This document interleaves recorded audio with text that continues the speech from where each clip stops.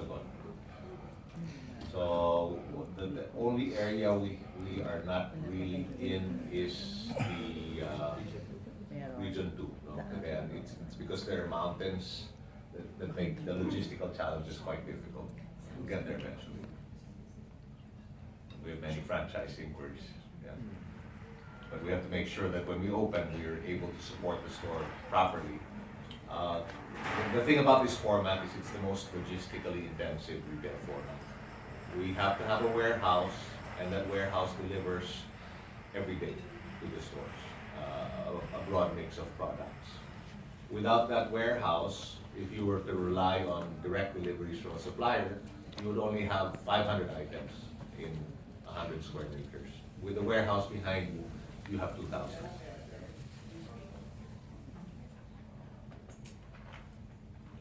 Hi, good afternoon. I'm Albert, Manila Standard.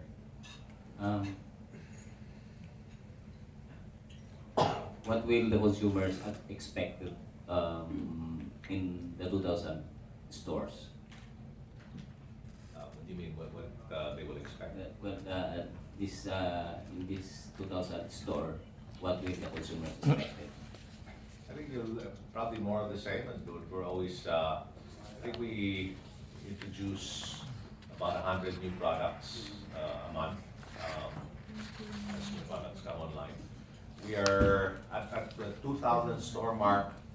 It becomes viable now to bring in products just for us. It's enough of a base.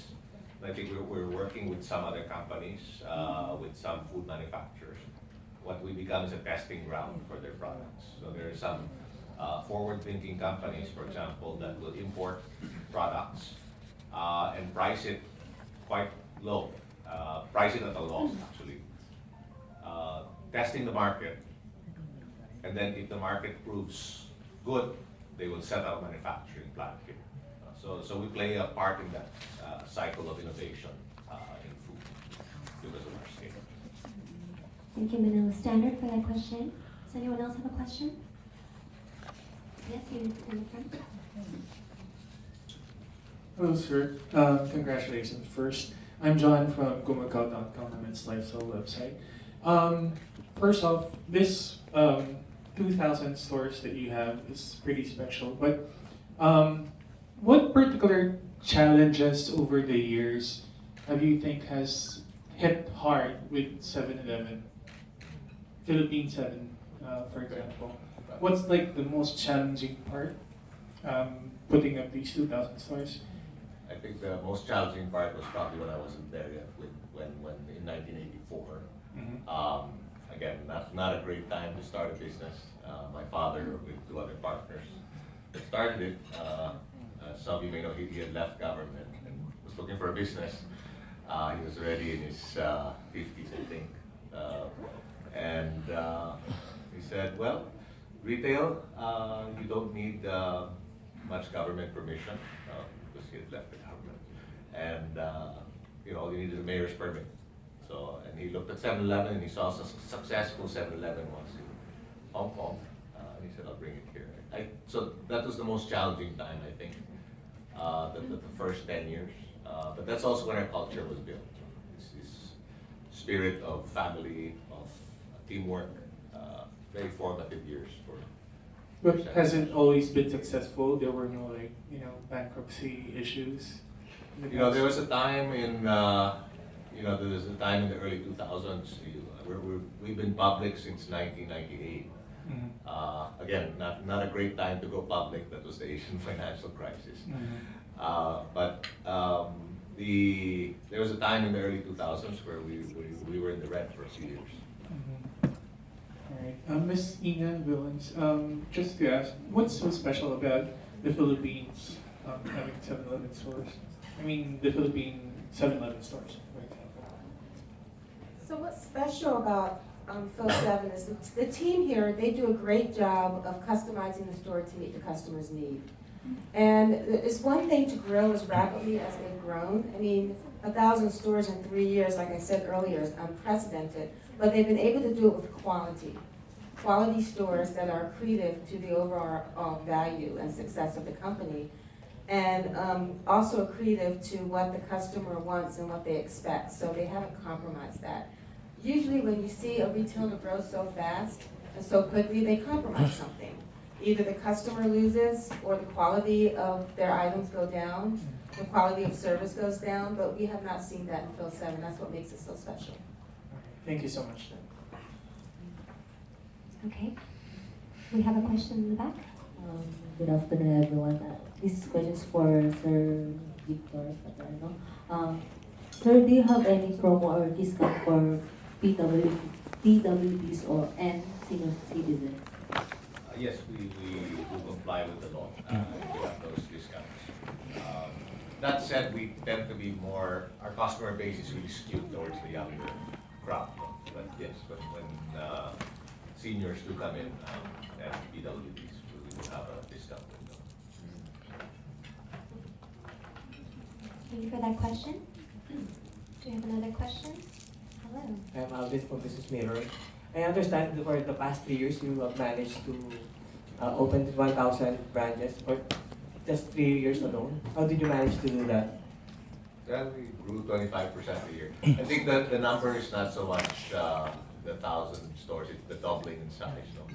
If you look at the last 10 years, we've doubled in size every 3.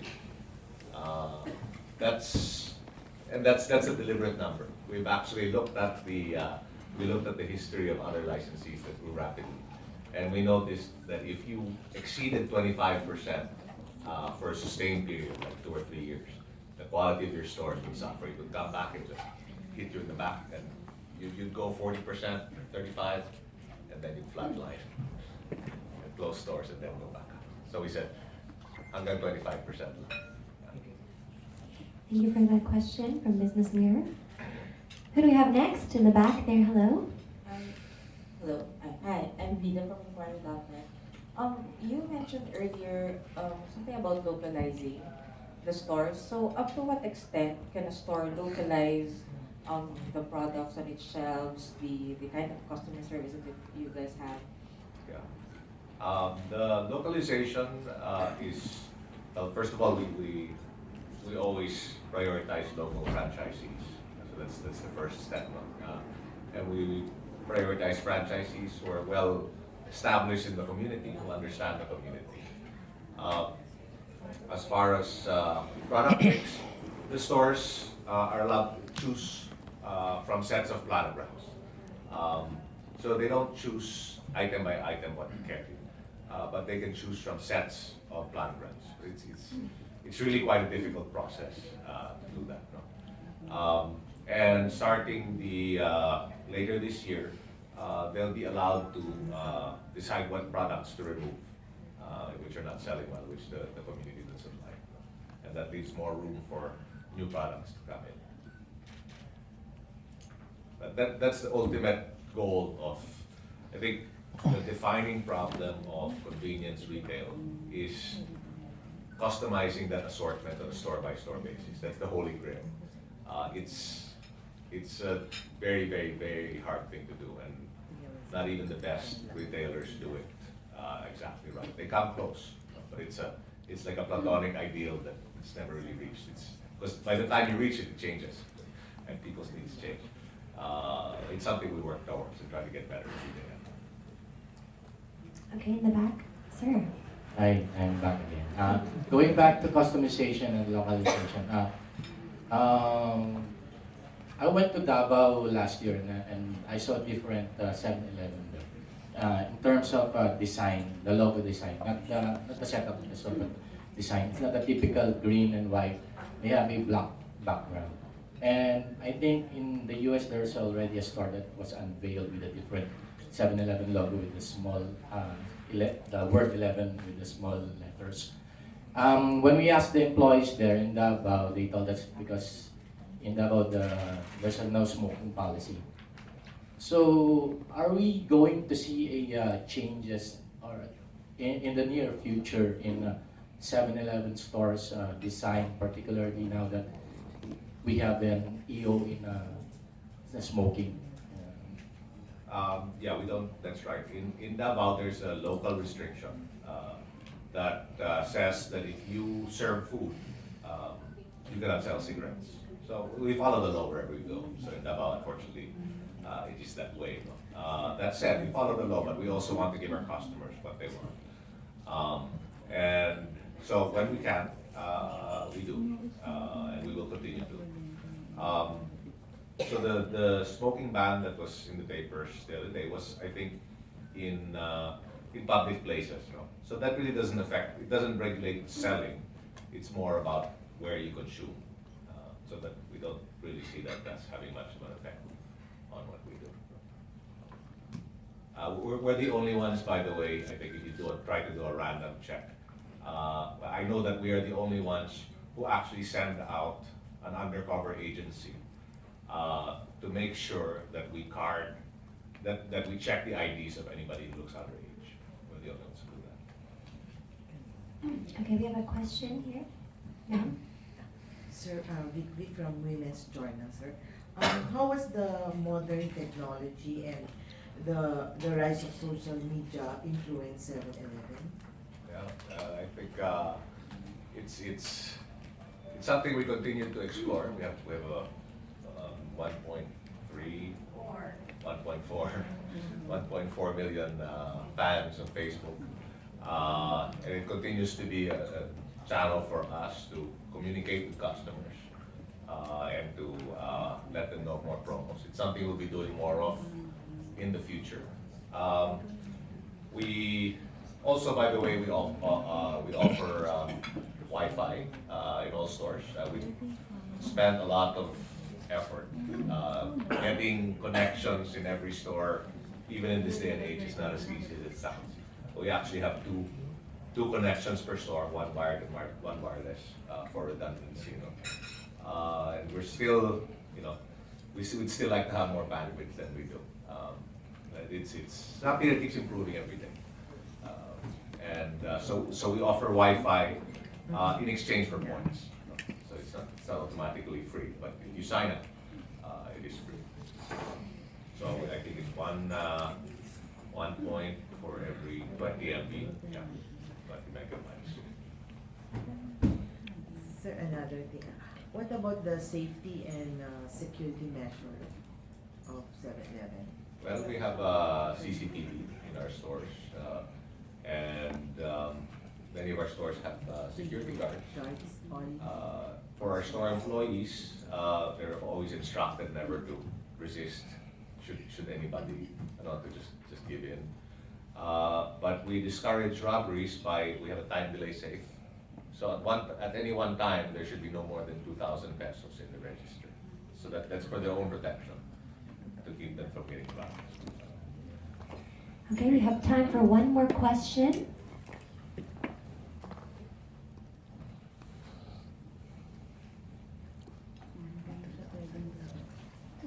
Hi, I remember correctly that you were able to predict who the president would be with one of your campaigns, and it was not the first time that happened. Was there any analysis that you did on why that campaign became successful? Well, let Ida share her experience first.